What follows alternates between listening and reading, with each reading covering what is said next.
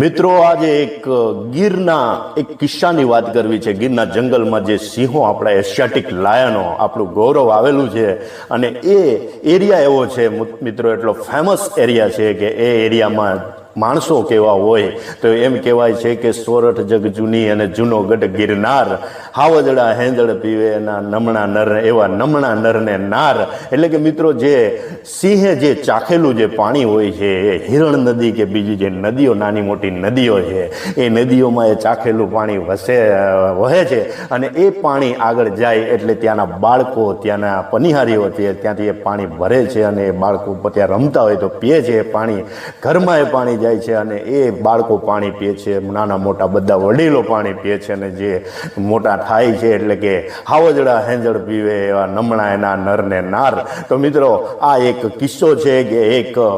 સાસણગીરની બાજુમાં એક ઘટના બનેલી પહેલા અને એક ઘટનાનો એક કિસ્સો છે અને ધ્રુવ ભટ્ટ નામના આપણા જે ગુજરાતી લેખક છે એમણે એમની ગુજરાતીની એમની પોતાના સાહિત્યમાં એ આંકરેલો છે મિત્રો। તો આ કિસ્સો મારે તમને કહેવો છે કે સાસણગીરની બાજુમાં એક હિરણ નદી આપણે સાસણગીરથી પસાર થાય છે, નદીઓમાંથી ઘૂઘવાતી એ નદી આવે છે,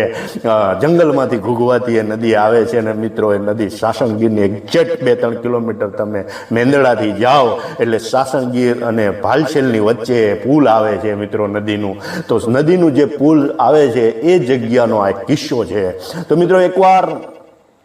સાસણગીરનો એક વ્યક્તિ જ્યારે એ પુલ પરથી પસાર થતો હોય છે અને પુલની એક્ઝેક્ટ પસાર તો નહીં થયો હોય પણ આગળ હજી પહોંચે છે એટલે કે મેંદડા બાજુથી સાસણગીર જતો હોય છે, એ સમય દરમિયાન સાંજનો સમય હોય છે, 10-11 વાગ્યા હોય છે અને રાત્રે આ વસ્તુ ઘટના બને છે કે જાતો હોય છે ત્યારે પુલ પર એક એને જનાવર દેખાય છે। હવે મિત્રો આ વ્યક્તિ એટલે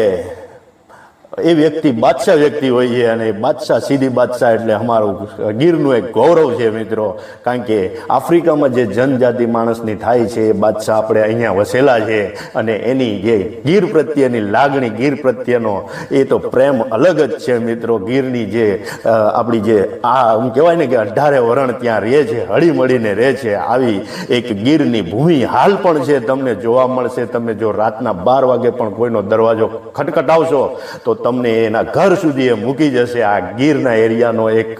પ્રભાવ છે મિત્રો। તો મિત્રો ગીરમાં આ ઘટના એવી બને છે કે આ વ્યક્તિ જ્યારે સાસણગીર જતો હોય છે ત્યારે આગળથી કંઈક જનાવર જોઈ જાય છે અને એને ડર લાગે છે એટલે સાસણગીરમાં રહેતા એના એક મિત્રને અહેમદને ફોન કરે છે કે ભાઈ તું આવી જા ને યાર, તું યાર કે